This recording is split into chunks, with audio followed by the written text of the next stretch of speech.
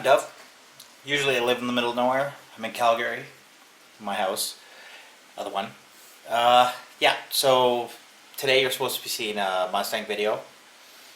There's not going to be one for at least 3 months. 3.5. More like March, maybe April.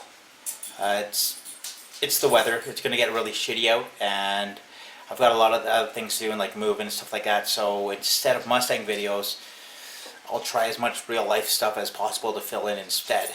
There ain't going to be anything other than this, obviously, for this week, because, well, yeah. The only thing I can show you is new thing to look at is I have that. If my door lets me unlock.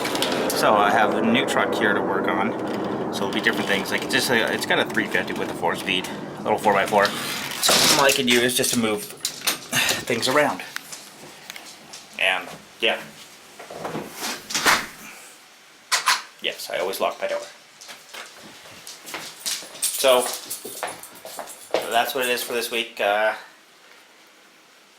expect other stuff, but I don't know. It's pretty much the holiday season, and I don't think I'm going to be doing much. And the whole thing of moving and everything, it really sucks. I'll try as much as possible. But like always, have a good one.